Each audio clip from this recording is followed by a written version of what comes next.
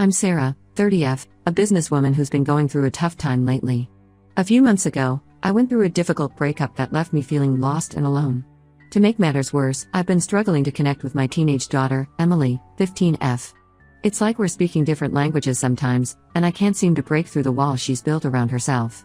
Last week, I attended one of Emily's school events, hoping to show her that I'm trying to be more involved in her life. That's where I met Jamie, 35M, a single father who was there for his daughter, Mia, 14F. As we watched our kids from the sidelines, we started talking, and I felt an instant connection with him. It was refreshing to meet someone who understood the challenges of single parenting. Jamie and I exchanged numbers, and over the next few days, we started texting regularly. We shared stories about our kids, our jobs, and the ups and downs of our lives. It felt good to have someone to talk to who really got it. After a couple of weeks, Jamie asked me out on a date. I was hesitant at first, worried about how Emily would react, but I decided to give it a chance. We went for coffee, and the conversation flowed so easily. We talked for hours about everything and nothing. It was the first time in a long time that I felt truly seen and understood. As Jamie and I started spending more time together, I noticed Emily becoming more withdrawn and irritable. When I tried to talk to her about it, she lashed out, accusing me of trying to replace her father. I tried to explain that Jamie wasn't a replacement for anyone, but she wouldn't listen. One night, after a particularly heated argument with Emily, I called Jamie in tears. He came over to comfort me, and that's when Emily saw us together for the first time. The look of betrayal on her face broke my heart. She stormed off to her room and refused to come out. Over the next few weeks, I tried to balance my growing relationship with Jamie and my strained relationship with Emily. It was a constant juggling act, and I felt like I was failing at both. Jamie was patient and understanding, always encouraging me to put Emily first. As Jamie and I grew closer, we started talking about introducing our kids to each other. We knew it would be challenging, especially given Emily's reaction to our relationship, but we felt it was important to try. The first meeting was a disaster. Emily was cold and dismissive towards Jamie, and downright hostile towards Mia. Mia, who was usually outgoing and friendly, retreated into herself, clearly hurt by Emily's behavior. Jamie and I exchanged helpless looks, not sure how to navigate this minefield. After that disastrous first meeting, Jamie and I had a long talk about how to move forward. We agreed that we needed to take things slow and give our kids time to adjust. We started having family dinners once a week, hoping that with repeated exposure, the girls would start to warm up to each other. It was a rocky start. Emily continued to be standoffish, while Mia tried her best to be friendly but was often rebuffed. There were many awkward silences and tense moments. But slowly, almost imperceptibly, things started to change. One night, during our weekly dinner, I overheard Emily and Mia talking about a new TV show they both liked. It was a small thing, but it felt like a breakthrough. From there, they started finding more common ground. They both loved art, though Emily preferred painting while Mia was into photography. As the weeks went by, the tension in our blended family dinners started to ease. Emily and Mia weren't best friends, but they were civil to each other, and sometimes even seemed to enjoy each other's company. It was a relief to see them getting along, even if it was just in small ways. But just as things were starting to look up, new challenges arose. Jamie's ex-wife, Rachel, started calling more frequently, always with some emergency or another that required Jamie's attention. I tried not to let it bother me, but I couldn't help feeling a twinge of insecurity every time she called. Then there was the issue of our different parenting styles. Jamie was more laid back, while I tended to be stricter. This led to some disagreements, especially when it came to setting rules for our kids.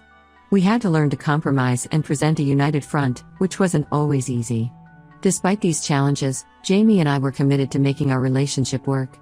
We started going to couples counseling to learn how to better communicate and navigate the complexities of blending our families. It wasn't always easy, but we both felt it was worth the effort. As for Emily, she was slowly coming around. One day, she surprised me by asking if Jamie and Mia could come to her art show at school. It was a small gesture, but it meant the world to me. When I saw Jamie and Mia in the audience, beaming with pride as Emily explained her paintings, I felt a warmth in my chest that I hadn't experienced in a long time. There were still tough days, of course. Days when Emily would retreat into herself, or when Jamie and I would argue over something trivial. But there were also moments of joy and connection that made it all worthwhile. Like the time we all went camping together and stayed up late telling ghost stories around the campfire, or the day we spent at the beach, building sandcastles and splashing in the waves. As I write this, I'm filled with a mix of emotions. I'm grateful for Jamie and the love and support he's brought into my life. I'm proud of Emily for opening herself up to this new family dynamic, even when it was hard. And I'm hopeful for our future together, whatever challenges it may bring. I know we still have a long way to go. Blending families is never easy, and there will undoubtedly be more obstacles ahead. But for the first time in a long time, I feel like I'm exactly where I'm supposed to be. With Jamie by my side and our girls slowly forming their own bond, I'm excited to see what the future holds for our little blended family. Update: when it's been 2 months since my last post, and a lot has happened. Just when I thought things were settling into a comfortable rhythm with Jamie and our blended family, life threw us another curveball. Last week, Jamie's ex-wife, Rachel, suddenly reappeared in our lives. She showed up at Jamie's house unannounced, claiming she wanted to reconnect with her family. I wasn't there when it happened, but Jamie called me immediately after to let me know. At first, I tried to be understanding. After all, Rachel is Mia's mother, and I know how important it is for kids to have both parents in their lives. But as the days went by, it became clear that Rachel's intentions weren't purely about reconnecting with Mia. Jamie assured me that he was committed to our relationship, but I could sense his unease. He seemed distracted and distant, often lost in thought. When I tried to talk to him about it, he would brush it off, saying he was just stressed about work. But I knew better. I could see the conflict in his eyes every time Rachel's name came up. It was clear that her sudden reappearance had stirred up old emotions, and I was afraid of what that might mean for us. Things came to a head when I overheard a heated phone conversation between Jamie and Rachel. I didn't mean to eavesdrop, but I couldn't help hearing Jamie's raised voice. "You can't just waltz back into our lives after all this time," he said. "We've moved on. I've moved on." When Jamie saw me standing there, he ended the call abruptly. We had a long, difficult conversation that night. Jamie admitted that Rachel's return had brought up complicated feelings, but he reassured me that he was committed to our relationship. He said he needed time to process everything and figure out how to handle the situation with Mia. I wanted to believe him, but doubt had already taken root in my mind. Was I just a placeholder until Rachel decided to come back? Had Jamie ever really gotten over her? As if the situation with Rachel wasn't complicated enough, I received some news of my own that added another layer of complexity to our already tangled lives. My company offered me a significant promotion, one that would advance my career in ways I had only dreamed of. The catch? It would require relocating to another city. Under normal circumstances, I would have jumped at the opportunity. But now, with my relationship with Jamie and our blended family finally finding its footing, the decision wasn't so simple. The thought of leaving behind everything we had built together made my heart ache. I spent days agonizing over the decision, weighing my career ambitions against my personal life. On one hand, this promotion was everything I had worked for. On the other, the thought of leaving Jamie and potentially disrupting Emily's life again filled me with dread. After much soul-searching and many sleepless nights, I made my decision. I realized that while my career was important to me, it wasn't everything. The relationships I had built with Jamie, Emily, and even Mia were more valuable than any job title or salary increase.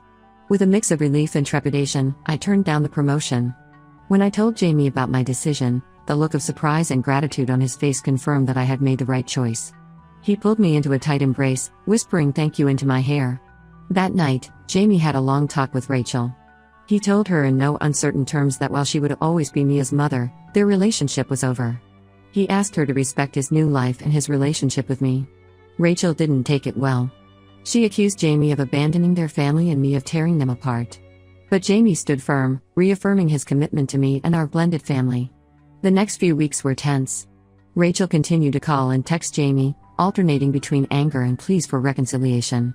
Jamie did his best to handle the situation, always keeping me in the loop and reassuring me of his feelings. As for Emily and Mia, they seemed to sense the tension in the air. Emily, in particular, became more protective of me, often glaring at Jamie when she thought Rachel was calling. It was touching to see her support, even if it added another layer of complexity to our family dynamics. Through it all, Jamie and I worked hard to keep our relationship strong. We had many late-night conversations, sharing our fears and insecurities. It wasn't easy, but each honest discussion brought us closer together. Looking back, I realized that turning down the promotion was a turning point for us. It showed Jamie how committed I was to our relationship, and it gave me the clarity I needed about what truly mattered in my life. As I write this update, I'm cautiously optimistic about our future. Rachel's presence in our lives is still a complication, but Jamie and I are facing it together. We're not naive enough to think it will be smooth sailing from here on out, but we're committed to working through whatever challenges come our way. Our little blended family may not be perfect, but it's ours. And that's worth fighting for. Update 2. It's been 2 weeks since my last update, and I wish I could say things have improved. Unfortunately, the situation with Rachel has only escalated. Rachel, still reeling from Jamie's rejection, has become increasingly obsessed with destroying our relationship.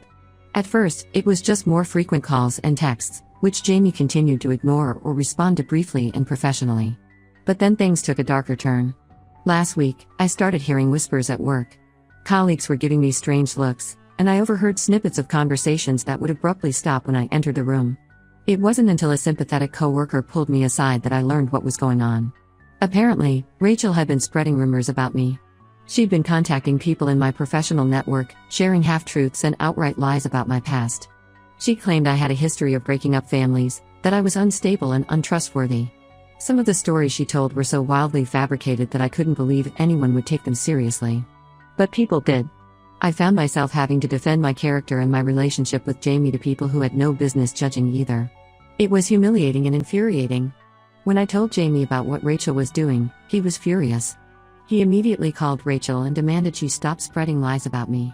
But Rachel denied everything, claiming she was just telling the truth about me to protect Jamie and Mia. The constant barrage of negativity started to take its toll on our relationship. Jamie was stressed and distracted, constantly putting out fires started by Rachel. I found myself becoming paranoid, wondering who else Rachel had talked to and what other lies she might be spreading. We tried our best to present a united front, but the strain was showing. We started arguing more frequently, often over small, insignificant things. The trust and openness we had worked so hard to build was being eroded by Rachel's toxic influence. Emily, ever perceptive, picked up on the tension between Jamie and me. She started acting out again, skipping classes and staying out late. When I tried to talk to her about it, she lashed out, accusing me of ruining everything by getting involved with Jamie in the first place. Mia, caught in the middle of this adult drama, became withdrawn and quiet. She spent more time in her room when she was at Jamie's house, avoiding the tense atmosphere that had settled over our once happy blended family. Things came to a head last weekend. Rachel showed up at our house unannounced, clearly intoxicated. She started yelling, demanding to see Jamie and Mia. When I tried to calm her down and ask her to leave, she became physically aggressive, pushing me and trying to force her way into the house. Jamie, hearing the commotion, came running. He managed to restrain Rachel and called the police. As we waited for them to arrive, Rachel continued to hurl insults and accusations at me, her words slurred but no less hurtful. When the police arrived, they took Rachel into custody. Jamie and I spent the next few hours giving statements and filling out paperwork. By the time we got home, we were both emotionally and physically exhausted. That night, as we lay in bed, unable to sleep, Jamie and I had a long, honest conversation about our future. We both acknowledged that Rachel's behavior was toxic and destructive, not just to our relationship but to our entire family unit. Jamie, his voice thick with emotion, told me how sorry he was for everything Rachel had put me through.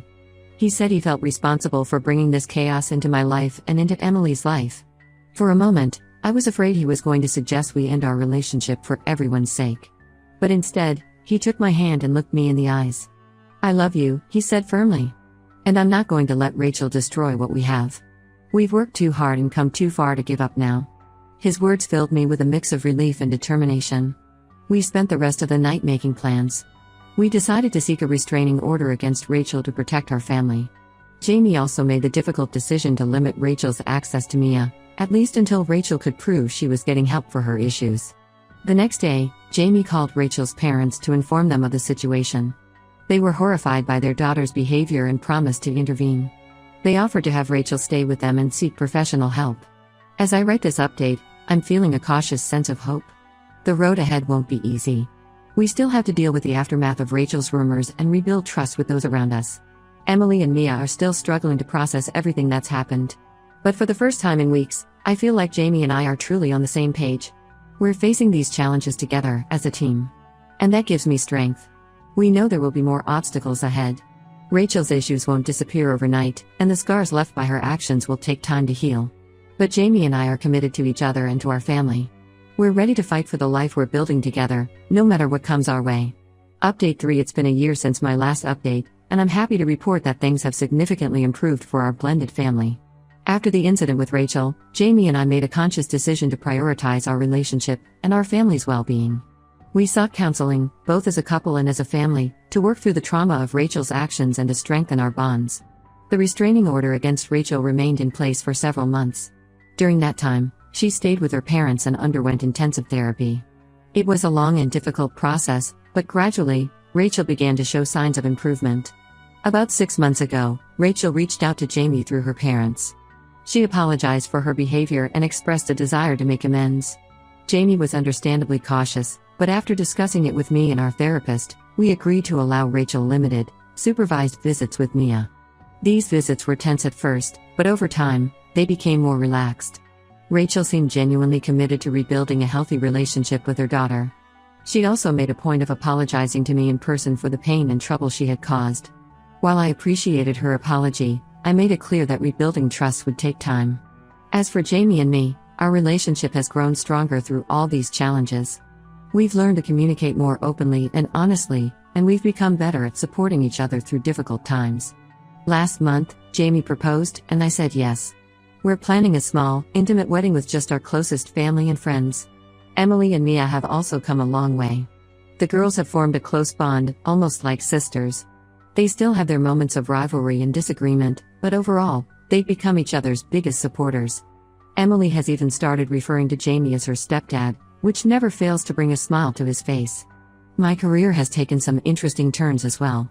After turning down that promotion a year ago, I was worried about my future at the company. But my boss was understanding and appreciative of my dedication to my family. She worked with me to create a flexible work arrangement that allows me to balance my career and family life better. I've taken on new responsibilities and projects that challenge me professionally while still allowing me to be present for my family. Looking back on everything we've been through, I'm amazed at how far we've come. There were moments when I thought our relationship wouldn't survive, when the pressure seemed too much to bear.